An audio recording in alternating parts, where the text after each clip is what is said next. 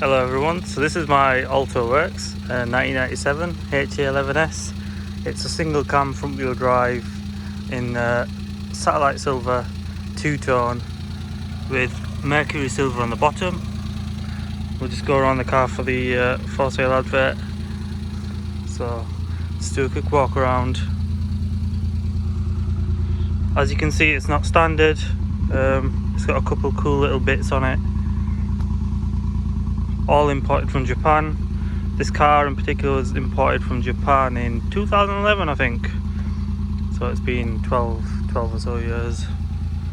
And it's fared incredibly well, especially considering it's been my daily driver for the past 2 or 3 years. Pretty close to 4 years now, actually.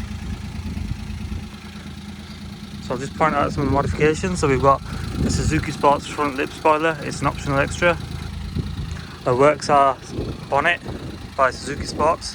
It was only available on the rally cars, the Works HA. Suzuki Sports mirrors, aero mirrors, they've got a bit of a shape to them there, and they're missing a sticker on them, but easy made. We have Suzuki Sport Type C wheels. It's a running theme on this car, Suzuki Sport parts. I do love cool rare parts for Suzukis. I love Suzukis in general, I guess. On the back we have a stainless Suzuki Sport exhaust system. You can see the exhaust over here, through there, it's quite cool. Here we have 50/50 tail lights. It's half and half. This one's got a little crack, but it doesn't leak at all. A couple cool stickers on the back that are custom made. So a few imperfections on this car. There are scratches around it. If I get close up, you can see there are sort of, I don't know what that is, like a stain or something on the paint. And over here we've got a bit of UV damage from the Japanese sun, of course. On the top again, it's quite faded. It's not too bad, but it is, as you can see in the video, it's a little bit flat. These rubber rail things unfortunately had a bad life. This one's fine, but this one here has cracked. I have brand new replacements from Japan inside, including these new cap things. So I've got them that will go with the car. Little marks over here from probably other cars. There's a little crack on the front lip there. Again, we've got a little bit of fade along the side skirts there. Barely noticeable, but it is there. And some, I don't know what that is, like a scratch or something. I don't know how that's there. There's a tiny little ding over here, as you can see. But yeah, it's got a few scratches here and there. But the important part, bit of paint flake over here, is it's very clean underneath. There's no, it's not been undersealed, so you can see it for what it is. Little spider web there. It's been parked up for a while, but yeah, underneath it's quite clean. If I can get underneath the car completely, have a look. But that sort of thing, I guess you'd look at it in person, it'd be easy for you. Any more marks? It's got a few marks here and there, but the age of the car, it's understandable. That's probably the worst mark on the car. There's like a little scuffy, it's been touched up. There's a little stone chip here on the paint, stone chip there on the paint. But rust wise, you've got no rust on the arches, no rust on the front wings. That's not bubbling, it's just a bit of water. Pop the bonnet. I will have a look inside. This is what the inside looks like. The driver's mat's not in the car, as it gets quite dirty during this season, so it's not in the car. It's a little bit dirty though. Quite spacious in here, especially for a little K car. Roof lining's a little dirty. And then if you jump in, it idles incredibly smooth. There's no special lights on the dashboard.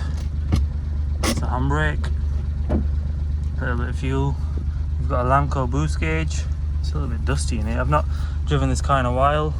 We've got an Alpine stereo. We've got a tuned-in optional center console thing. It's quite a rare option. We've got a missing glove box. I do have this piece, but it is broken just from here. But we've got an Alpine power pack in there, which will also go with the car. and an optional clock, which not many of these come with. Nardi steering wheel, it is a little bit worn, but nice little piece. In the advert I've listed that I got the car tracked and there's a little knock on the steering rack. I do have a replacement steering rack that would go with the car, but the lad at the tracking shop said it's fine. It's not really much more than a nuisance. The car, it didn't need a rebuild or anything, but it is it has a slight knock on it. I don't know why, but I do have a steering rack for it. The bonnet.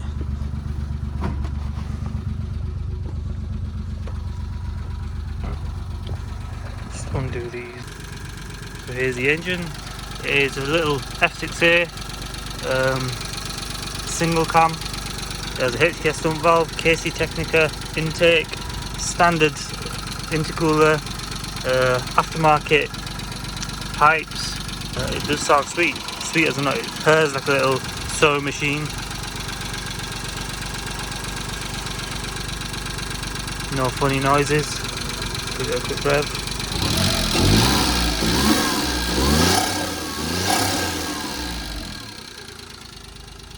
So thumbs up from me. These were put on by a previous owner. I can't take them off. I don't know how someone will take them off, but I can't.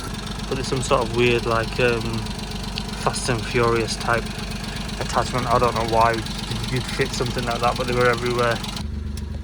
It's got some cool fog lights on this car. They're already on actually.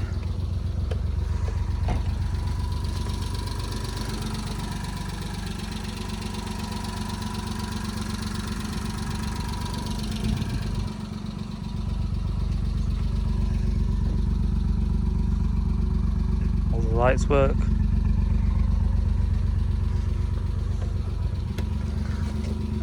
Down here we have a lot of wiring, typical Japanese cars. We got a Gizmo IBC boost controller. We have a HKS turbo timer also. The boost has been up to a tiny bit to 0.8 bar if I remember correctly, but yeah, it's sweet as a nut. Incredibly reliable. 183,000 kilometers. It won't go up much further than that because it's going to be parked up. But yeah, that's it. That's the Alto Works.